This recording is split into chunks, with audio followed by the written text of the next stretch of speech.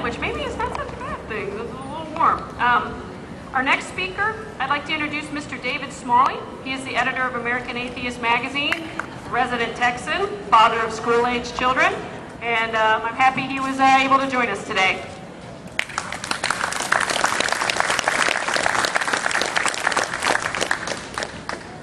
How's everyone doing today? All right. No, this is a big deal. How's everyone doing today? There's no signs out there. Looks pretty good. My wife pointed one out to me a minute ago that said, "What would Jefferson do?" How cool is that? Love it. Look, we all know what it's like to be upset with a friend. We know what it's like to be frustrated and angry with the people we love.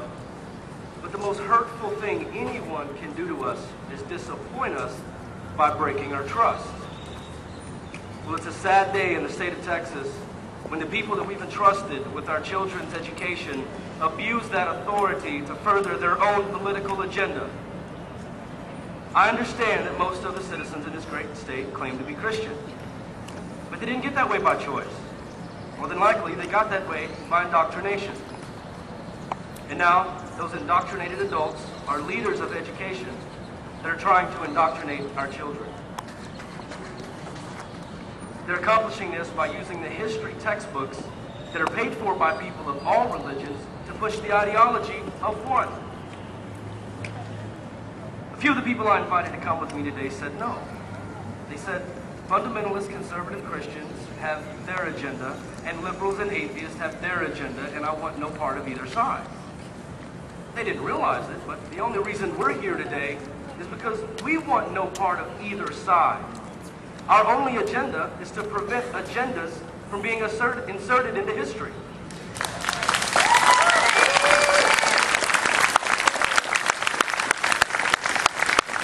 I talked to my 10-year-old son, Braden, about this issue. He seemed confused as to why this was even a topic at all. He said, "Dad, why can't they just teach us real history, even if they don't like it?" You see, Braden wants to learn about all thinkers, not just Christian ones. Braden wants to learn about equal values, not just conservative ones. Braden wants to learn about a free country, not a Christian nation.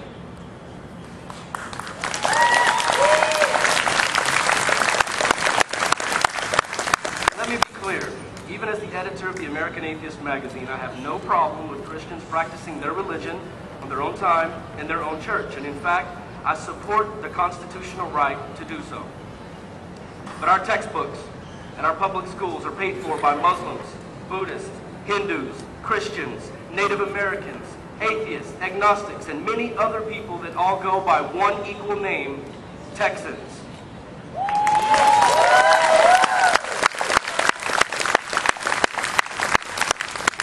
The curriculum changes include removing Thomas Jefferson as an Enlightenment thinker, and he's being replaced by two Christians, among others, John Calvin and St. Thomas Aquinas.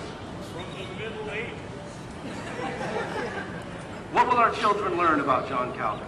That he believed in predestination and that the Christian God has already decided what will happen to each one of them?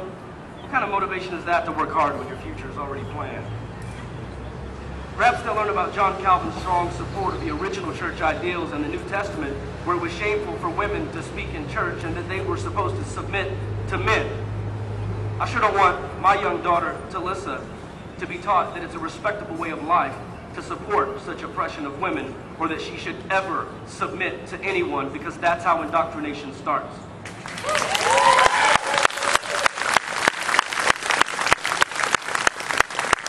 The most fearful part of our children learning to respect John Calvin's ideology is his overwhelming desire to integrate church and state. He believed that for a government to be successful, they can only allow one religion. Sound familiar? The leader of Iran thinks the same way. In 1550, John Calvin's clergy actually visited homes of people to be sure they weren't violating church rules by doing things like dancing. How American is that, right? This is an enlightened thinker that our children should respect.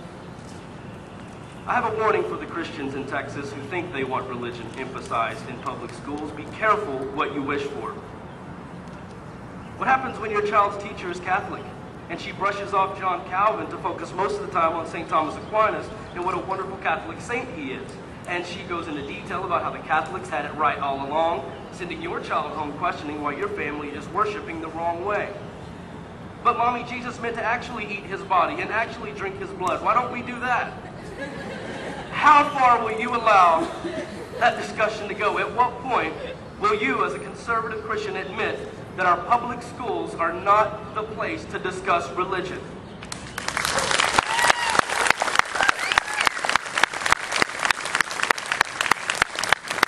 And then, what do we say to the Muslim and Hindu taxpayers in Texas? Thank you for the money, but we don't respect your religion, so here, learn about ours.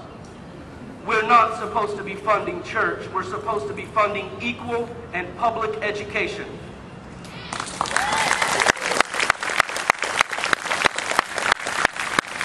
And it's obvious when you're leaning this far to the right, trying to push a conservative agenda, and you become this polarizing using our children against us, that you're only inviting others to form an agenda against you, causing even more divisive action within our curriculum. The Muslim parents will start to ask, well, what about the great Muslim leaders in history? And they will have every right to do so. And the Hindus will ask, what about the great Hindu leaders in history? And they will be validated as well. The only response could be, well, this is not a Muslim or Hindu country, it's a Christian country, and that is a direct violation of our U.S. Constitution.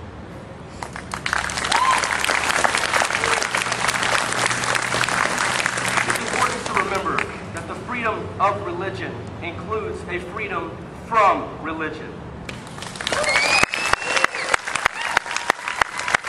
We would be taking a step back of more than 200 years if we start undoing everything our founding fathers stood for. To the Board of Education, I can only say this. These kids will eventually grow up and discover the facts that you're trying to hide from them. And hiding that information will only make these young adults not trust you. By hiding this information, you're admitting that you have no real answer for the secular beginnings of our great country and the respected secular people in our history. Deep down, you're hoping that if you can keep these kids in the dark long enough to have them indoctrinated instead of educated, you won't have to deal with the questions that you can't answer.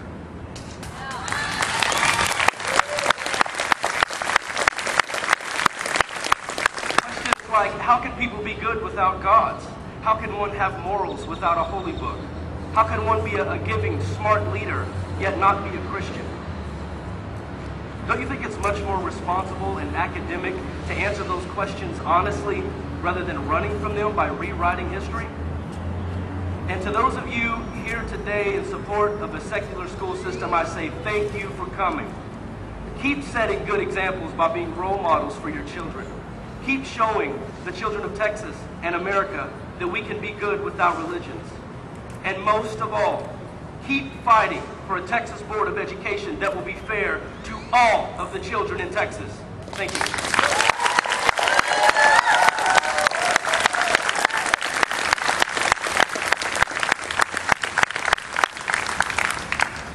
Yeah, one of the things as I was going through, like, literally, it's almost